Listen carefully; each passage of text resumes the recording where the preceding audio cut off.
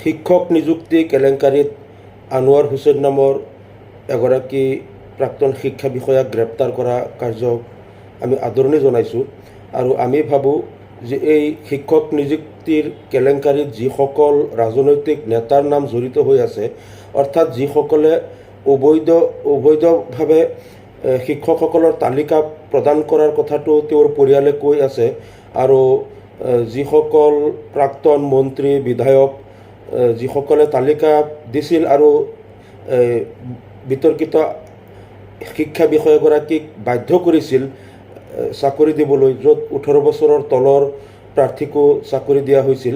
আমি ভাবোঁ সেই তালিকাবিলাক কোনে কোনে দিছিল আৰু কোন কোন জড়িত আছিল সকলো বিষয়ে তদন্তৰ আওতাত আহিব লাগে আৰু সকলোৰে বিৰুদ্ধে ব্যৱস্থা গ্ৰহণ কৰিব লাগে। আৰু আমি দেখা পাইছোঁ যে টেট উত্তীৰ্ণ যিসকল শিক্ষকক প্ৰথম পৰ্যায়ত নিযুক্তি দিয়া হৈছিল, বহু এনেকুৱা শিক্ষকো আছে যিসকলে তেওঁলোকে নিজৰ ঠিকনাটো শুদ্ধকৈ লিখিব নোৱাৰে। তেওঁলোকে কেনেকৈ টেটত উত্তীৰ্ণ হ'ল আৰু কেনেকৈ তেওঁলোকে নিজৰ মেধা বা দক্ষতা প্ৰমাণ কৰিলে কথাটো সন্দিহান হৈ আছে। সেই বিষয়বিলাকো তদন্ত হ'ব লাগে আৰু যাতে শিক্ষা বিভাগত যিসকলে এনেধৰণৰ দুৰ্নীতি কৰিছে সেই নেতাসকল হওক বা শিক্ষা বিষয়াসকল হওক, সকলোকে তদন্তৰ আওতাত আনি কঠোৰ ব্যৱস্থা গ্ৰহণ কৰিবলৈ আমি দাবী জনাইছোঁ। ধন্যবাদ।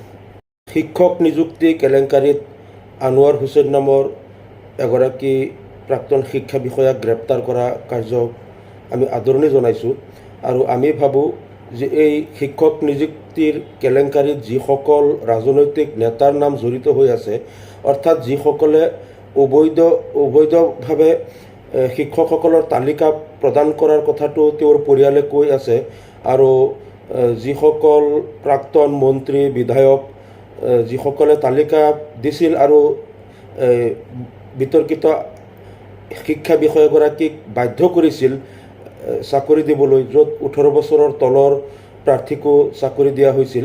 আমি ভাবোঁ সেই তালিকাবিলাক কোনে কোনে দিছিল আৰু কোন কোন জড়িত আছিল সকলো বিষয়ে তদন্তৰ আওতাত আহিব লাগে আৰু সকলোৰে বিৰুদ্ধে ব্যৱস্থা গ্ৰহণ কৰিব লাগে।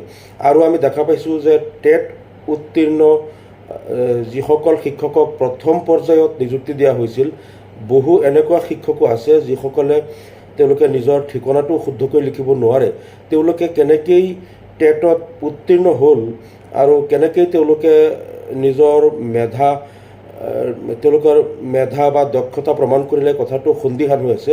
সেই বিষয়বিলাকো তদন্ত হ'ব লাগে আৰু যাতে শিক্ষা বিভাগত যিসকলে এনেধৰণৰ দুৰ্নীতি কৰিছে সেই নেতাসকল হওক বা শিক্ষা বিষয়াসকল হওক, সকলোকে তদন্তৰ আওতাত আনি কঠোৰ ব্যৱস্থা গ্ৰহণ কৰিবলৈ আমি দাবী জনাইছোঁ।